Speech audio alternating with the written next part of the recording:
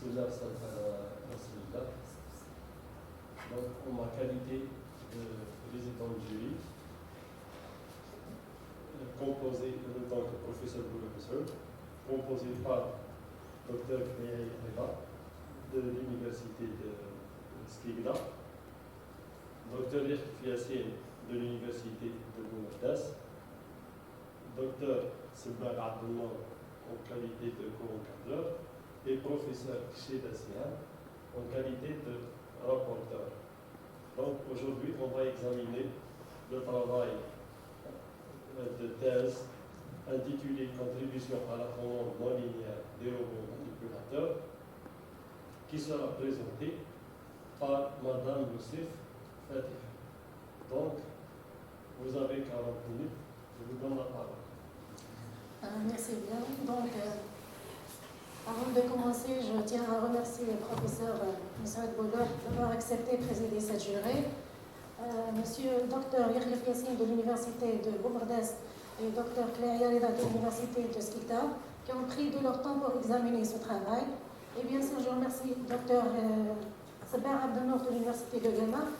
Et je remercie vivement mon encadreur, professeur Cheda Sihan, qui m'a accompagné et dirigé pendant cette jurée pour réaliser ce modeste travail intitulé par Contribution de la commande non linéaire des robots manipulateurs dans le cadre de l'obtention d'un doctorat en sciences, réalisé par moi-même, Madame Youssef Fatih. Donc aujourd'hui, je vais vous présenter l'essentiel de mon travail et l'exposé sera organisé comme suit. Après l'introduction, on va montrer les problématiques et quelques techniques de commande des robots manipulateurs. Ensuite, une petite description des algorithmes d'optimisation utilisés dans la partie application, puis les résultats obtenus et finalement une conclusion et perspectives sont données. Alors, les robots manipulateurs sont actuellement d'une très large utilisation dans des applications industrielles et spatiales et sont d'une importance majeure, surtout dans des travaux dangereux, fastidieux et monotones. Le domaine de commande des robots manipulateurs est très vaste, il est encore en pleine d'évolution et plusieurs techniques ont été développées pour satisfaire les objectifs exigés.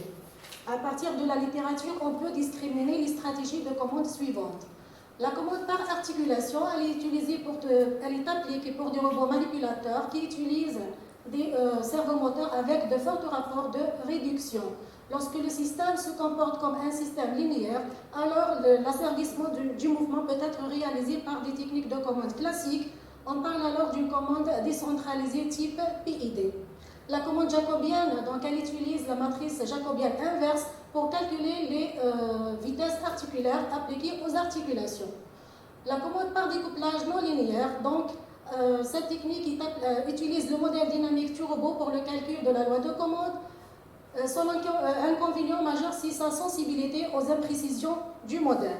Alors que la commande adaptative, elle cherche à estimer ou ajuster en ligne les paramètres utilisés dans la loi de commande ou bien pour s'adapter aux différentes conditions opératoires du robot. Donc la puissance de commande de calcul demandée au calcul représente un grand inconvénient de cette technique de commande. La commande fondée sur une fonction de Lyapunov, donc elle est utilisée lorsqu'on cherche une stabilité globale ou bien optimiser une stabilité asymptotique du système et non pas à linéariser ou bien à obtenir le découplage. D'où on trouve la commande par découplage, la commande par mode glissant et la commande par backstepping. Donc la commande passive, elle considère le robot manipulateur comme un système passif, c'est-à-dire un système qui dissipe de l'énergie. Donc elle cherche à minimiser l'énergie du robot en utilisant un bloc non linéaire passive dans la boucle de rétroaction. Donc la commande prédictive, elle est capable de prédire l'évolution du robot en utilisant le modèle et les signaux de consigne. Donc la commande robuste, donc, dans le cas de paramètres fixes, la commande par découplage non linéaire peut devenir instable en cas d'incertitude. C'est pour cela donc, lorsque les paramètres du robot ne sont pas connus d'une manière précise et l'incertitude sur les paramètres admet un borne connu, donc on peut utiliser la commande robuste, d'où on trouve la commande H infinie. Alors que la commande optimale, donc dans la littérature présente plusieurs critères pour la commande optimale, tels que la minimisation du couple, la commande en temps minimal et l'utilisation des outils de l'intelligence artificielle. Donc, nous pouvons voir que la méthode de contrôle bien choisie ainsi que la manière dont elle est mise en œuvre peut avoir un impact significatif sur les performances du robot ainsi que le domaine de ses applications. Donc, le choix d'une commande, donc le choix d'un contrôleur qui répond à un cahier de charge, soit pour le suivi de trajectoire ou le rejet de perturbation, représente un grand challenge vu le couplage et les non-linéarités du robot. Une fois la technique de commande est bien choisie, le réglage des paramètres du contrôleur se pose comme un autre défi. La majorité des techniques de commande non linéaires ne présentent pas une méthodologie pour le choix des paramètres du contrôleur. Pour répondre à cet objectif, nous faisons appel aux algorithmes d'optimisation. Dans le cadre de ce travail, plusieurs techniques de commande ont été appliquées. Rappelons la commande PID classique, la commande PID, la commande à couple calculé ou bien par découplage non linéaire de type ID et PID, la commande PD avec compensation de gravité, la commande par mode glissant et la commande par backstepping. La conception de ces contrôleurs est faite à l'aide des algorithmes d'optimisation tels que le PIASO, le GW, l'OA, le SCA, l'ALO et le SMA. Donc le travail réalisé peut être décomposé en trois parties. La première partie, c'est la conception des commandes classiques telles que la commande PID, d'où on a appliqué les algorithmes de PIASO, GW et LOA pour l'optimisation des paramètres du contrôleur. Ensuite, l'algorithme OA est utilisé aussi pour l'optimisation des contrôleurs à couple calculé type PD, PID et PD avec compensation de gravité. La deuxième partie est consacrée à la commande par mode glissant, d'où on a introduit deux autres algorithmes, le SCA et l'ALO. La troisième partie, c'est la conception du contrôleur par backstepping, d'où on a utilisé un nouveau algorithme qui est le SMA. Donc nous passons aux algorithmes d'optimisation utilisés. Donc le PIASO, c'est un algorithme d'optimisation basé sur la population. Il résout les problèmes en ayant une population de solutions candidates et en déplaçant ces particules dans l'espace de recherche en utilisant un modèle mathématique simple, fonction de la position et la vitesse.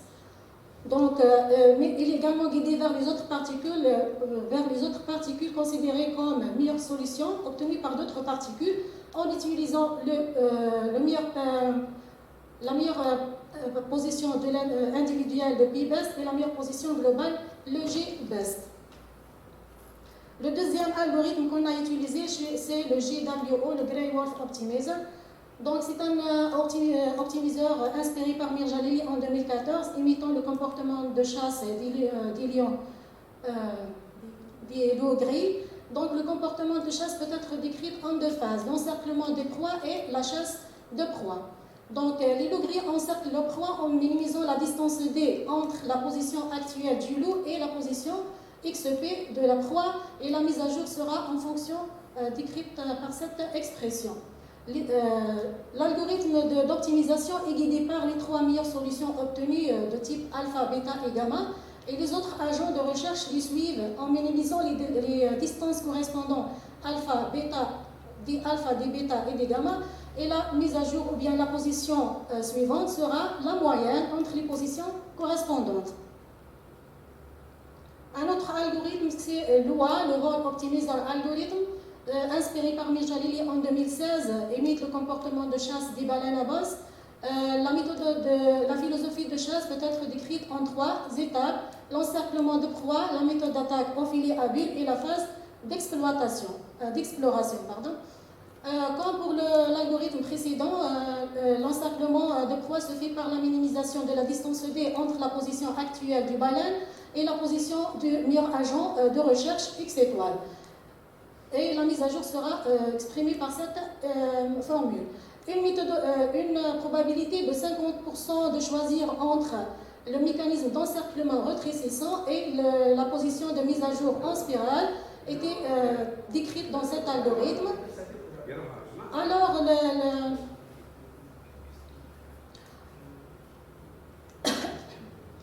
Donc, le passage entre la méthode d'exploitation et la phase d'exploitation et la phase d'exploration sera en fonction d'un paramètre A.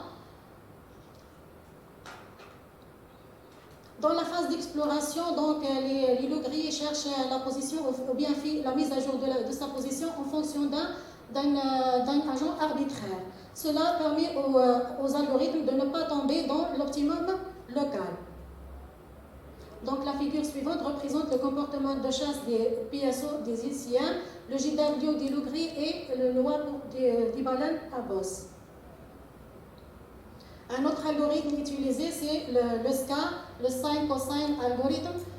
C'est un optimiseur basé sur la population. Il crée plusieurs solutions candidates initialisées aléatoirement, puis il les oblige à fluctuer dans l'espace de recherche vers l'extérieur de la position optimale, suivant un modèle mathématique fonction du sinus et cosinus.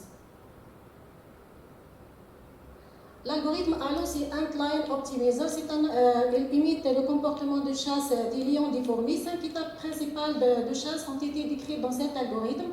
La marche aléatoire difformée, la construction des pièges, le glissement et le paysage difformé et la trappe ou bien la chasse difformée et la construction des pièges.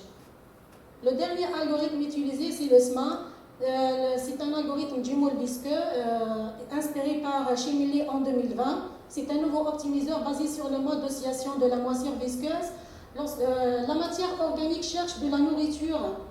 Elle cherche de la nourriture et l'entoure et se crée des enzymes pour la digérer. Lorsqu'une veine s'approche d'une source de nourriture, il envoie le bio-oscillateur produit une onde pour augmenter le flux cytoplasmique dans la veine. Et plus la veine épaisse, plus le flux cytoplasmique est rapide, plus la veine est épaisse. Alors la mise à jour de la position, le moule visqueux s'approche d'une source de nourriture en fonction de l'odeur de l'air. La mise à jour de la position est fonction de l'individu qui possède la concentration d'odeur la plus élevée et fonction d'autres individus choisis arbitrairement, pondérés par des paramètres V, B, W et VC pour simuler la variation vineuse dans le moule visqueux. La variation de la largeur dans les veines. Donc après les résultats obtenus, donc on passe aux résultats obtenus. La première technique de commande appliquée, c'est la commande PID. Le contrôleur est conçu pour le suivi de trajectoire d'un robot à 2 degrés de liberté, modélisé par le modèle dynamique suivant. Donc l'objectif est de déterminer les paramètres du contrôleur proportionnel intégral et dérivé en utilisant les 3 algorithmes d'optimisation, le PSO, JW et LOA. Tout d'abord, on a testé les algorithmes pour différentes valeurs d'optimisation d'agents ou bien taille de population, de 10 à 200. Ensuite, on a choisi la meilleure taille qui nous donne les meilleures performances. Donc, le tableau suivant représente les résultats obtenus avec l'optimiseur PSO, d'où on voit que la fonction objective la plus petite de cette virgule est obtenue avec 200 agents. Donc, l'optimiseur présente une amélioration, ou bien qui correspond, donc ce nombre d'agents représente le temps de montée le plus petit. Donc, le deuxième tableau représente les résultats obtenus avec l'optimiseur JW, d'où on voit que la fonction obtenue avec le JW est plus petite que celle du PSO avec 6 virgules obtenue avec seulement 20 agents. Donc, outre le dépassement que représente la première articulation, donc le JW offre une amélioration en termes de temps de réponse. Et le dépassement est ainsi la fonction de coût par rapport à celui du PSO. Le dernier tableau représente les résultats obtenus avec l'optimiseur LOA, d'où on voit que la fonction de coût la plus petite est obtenue avec seulement 10 agents de 5 virgules, mais en raison du dépassement que représente la première articulation, on a choisi la taille de 30 agents et donc il représente une amélioration en temps de réponse et la minimisation de critères de coût, bien sûr, pour les 2 articulations. Donc ces caractéristiques sont représentées graphiquement, d'où on voit l'amélioration de LOA en termes de temps de réponse et le dépassement des deux articulations. Donc, la réponse de la première et la deuxième articulation sont représentées dans ces figures, d'où on voit une réponse apériodique pour la première, oscillatoire pour la première articulation et une réponse apériodique pour la deuxième articulation pour les trois algorithmes d'optimisation. Pour prouver l'efficacité de l'algorithme OAP en termes de temps de calcul, on a testé le contrôleur PID avec les trois algorithmes en changeant la taille de population, 200 pour le PSO, 20 pour le JW et 30 pour l'OA, et en même temps avec la même taille de population, d'où on trouve que l'OA présente le temps de calcul le plus petit, donc c'est l'algorithme le plus rapide à calculer l'optimum. Pour mieux voir la contribution du contrôleur PID optimisé par les algorithmes d'optimisation, on a appliqué ce contrôleur au robot à 2 degrés de liberté et la position actuelle est représentée dans cette figure, dont on voit la supériorité de PID optimisé par l'OA par rapport à celui de PSO et JW. On voit clairement l'optimisation pour la première articulation. Donc le test de robustesse du contrôleur optimisé par l'OA se fait premièrement en deux étapes. Premièrement en changeant le signal d'entrée et ensuite en introduisant une perturbation de couple de 0,8 de variance 0,8. Donc la première figure représente la position actuelle des deux articulations sans perturbation et la deuxième figure c'est le couple de commande correspondant. Donc d'où on voit le bon suivi de trajectoire. Deuxième figure représente le suivi de trajectoire du robot avec perturbation de puissance 0,8 et le couple qu'on a appliqué aux articulations. Donc on voit bien que le PID optimisé par l'OA présente le dipole performance en termes de suivi de trajectoire et la figure suivante représente la fonction de coût de l'OA avec et sans perturbation. Donc après ces résultats, les résultats témoignent l'efficacité de l'OA pour l'optimisation du contrôleur. Et notre technique de commande appliquée, c'est la commande à couple calculé. Cette technique est utilisée pour équilibrer l'équation non linéaire du robot par le choix d'un signal d'anticipation, fonction de l'accélération désirée et les termes non linéaires du robot. Par le choix d'un signal proportionnel dérivé, on obtient la commande CTC de type PID. Donc la loi de commande du robot manipulateur est représentée par cette expression. Donc ce contrôleur est appliqué au robot manipulateur lorsque le robot est soumis à une perturbation de 0,8 et en minimisant le critère de coût ISTE en utilisant l'algorithme d'optimisation LOA. Donc les résultats obtenus sont regroupés dans la première figure. Donc premièrement en appliquant un signal sinusoïdal puis avec un signal d'entrée constant. Donc les figures représentent le suivi de trajectoire pour la première et la deuxième articulation. Donc, on voit une erreur statique de l'ordre de 10 à la puissance moins 3 et 10 à la puissance moins 2 pour les deux articulations respectivement. Et la figure représente le couple moteur appliqué aux articulations.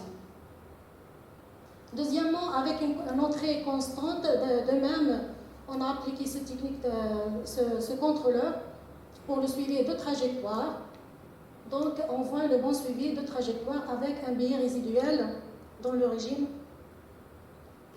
permanent.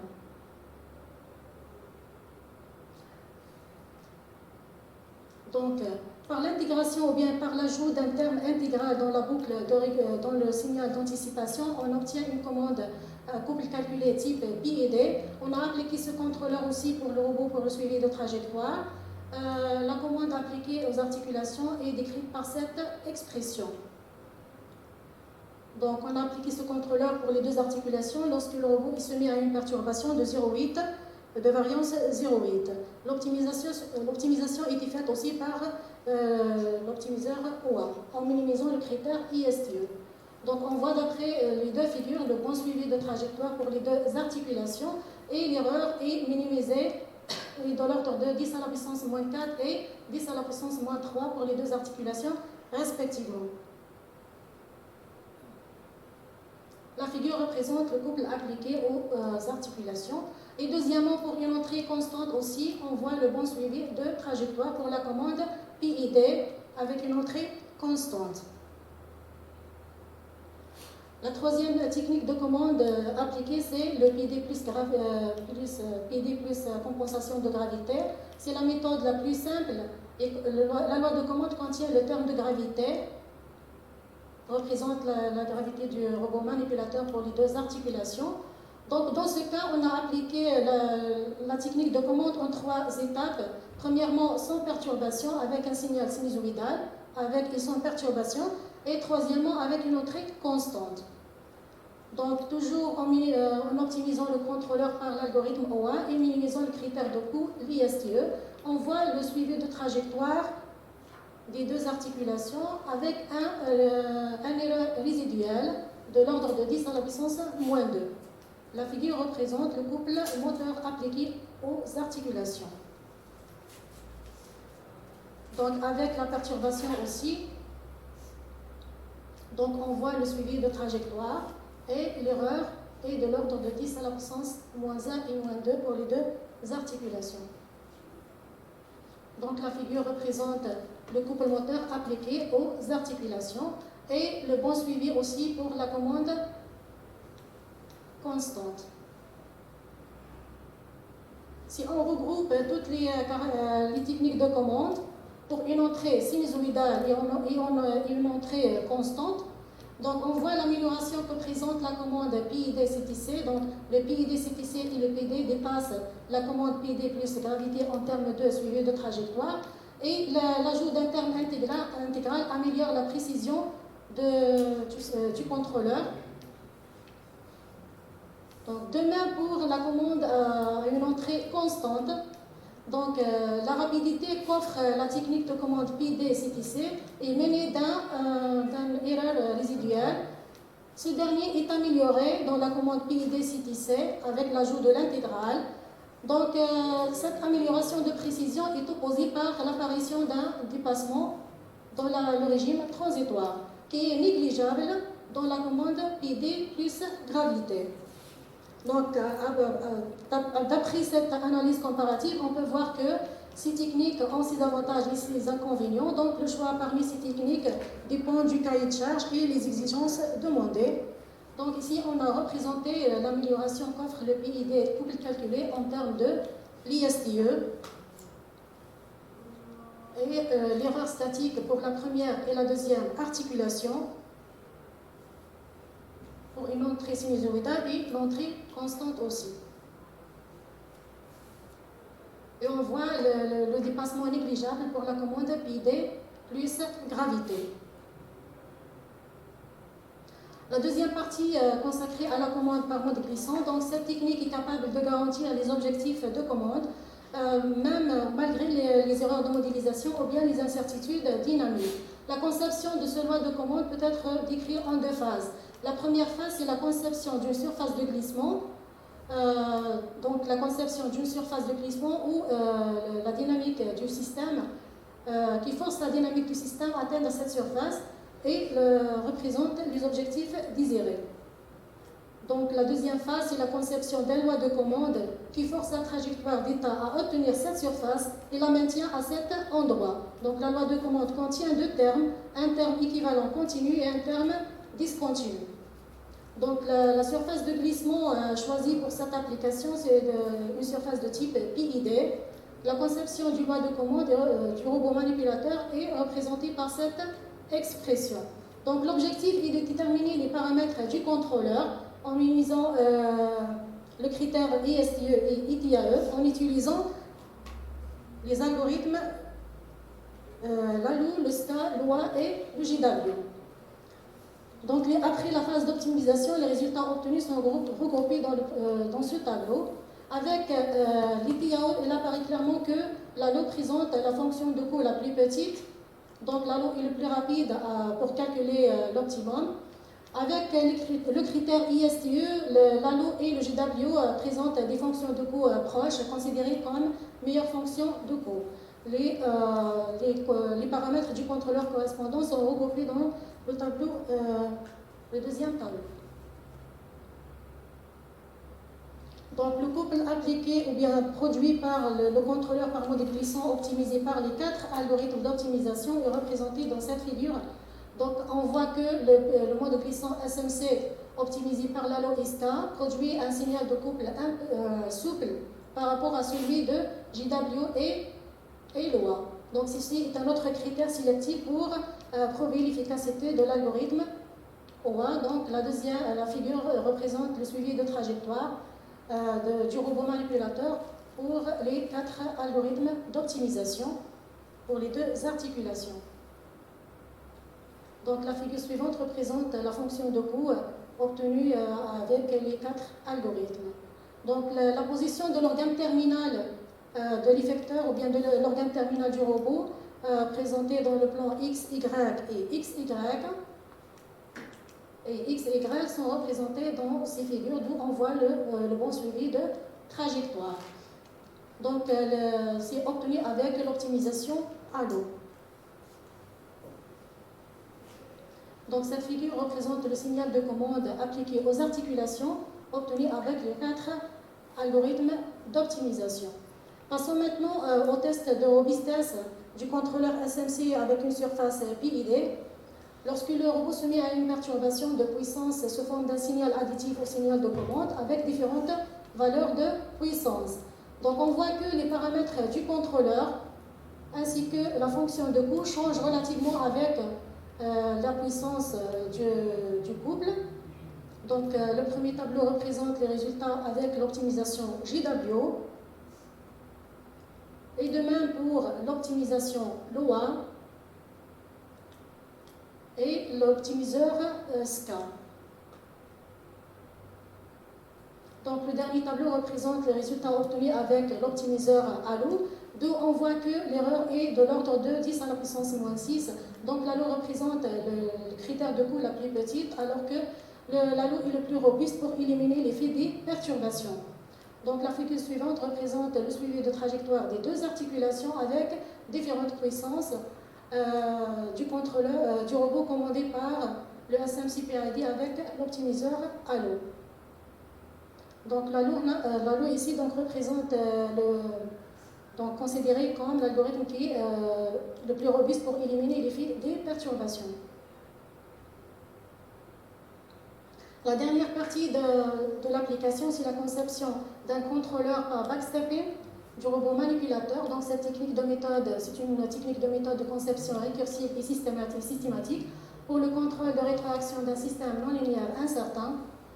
Donc en choisissant, en utilisant une fonction de Lyapunov appropriée pour garantir la stabilité globale du système. Donc la détermination du loi de commande pour les deux segments du robot nous donne la loi de commande suivante. Donc l'objectif maintenant est de déterminer les paramètres du contrôleur en utilisant l'algorithme de SMA, le slide wall algorithm, en comparaison avec les autres algorithmes. Donc premièrement sans perturbation, ensuite avec l'ajout d'un signal de perturbation. Donc on voit d'après le tableau, en minimisant le critère de l'ISU, on voit que l'ALO présente la fonction de coût la plus petite. Donc le SMA est plus robuste pour éliminer, nous donne la fonction de coût la plus petite.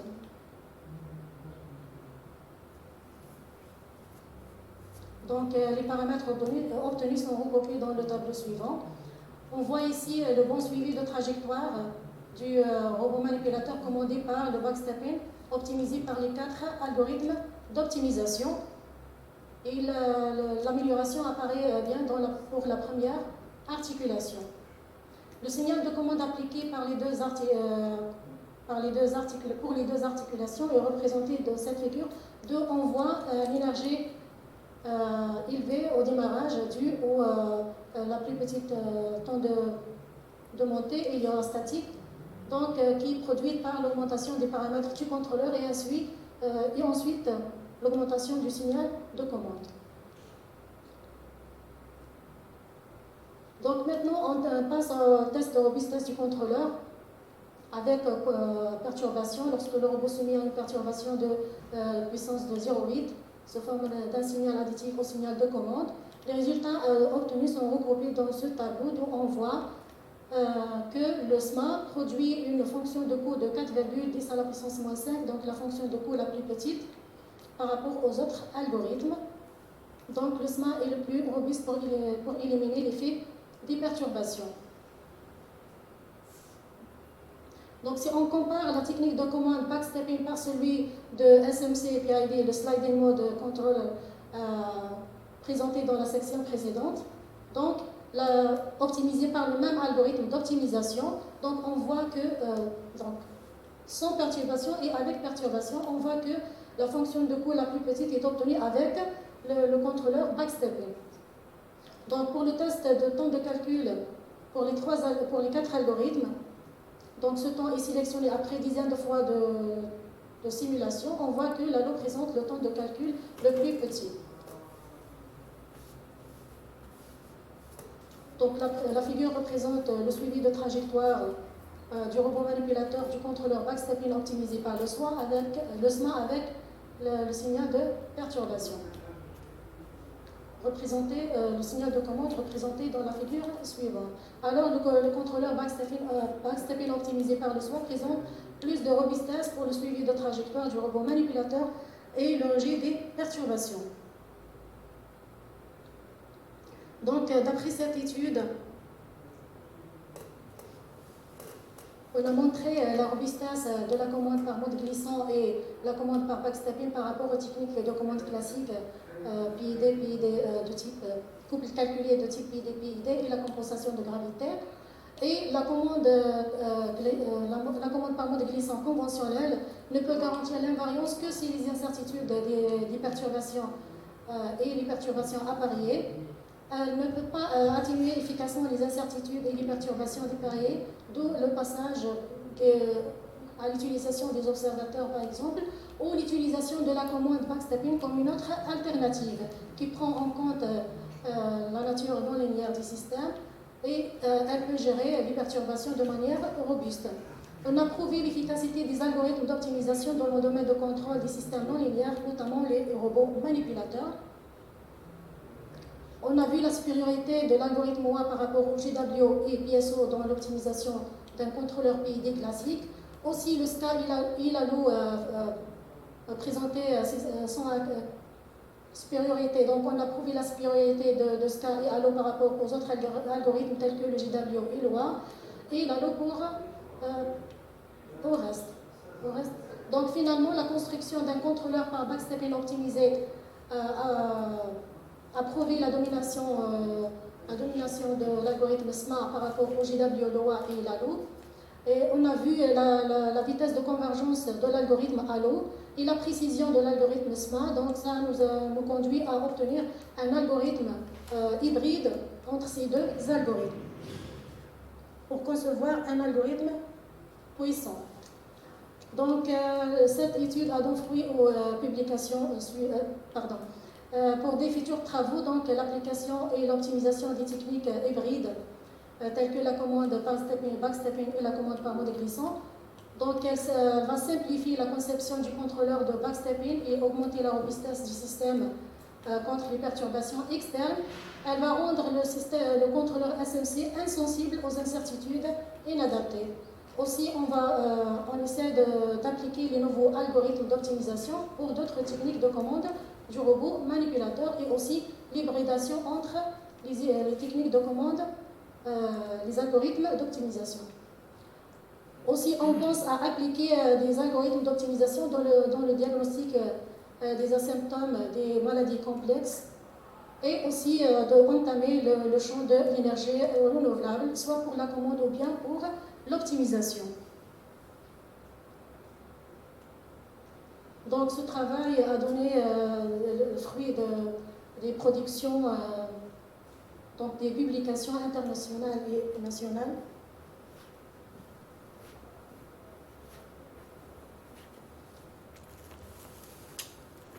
Donc merci pour votre attention.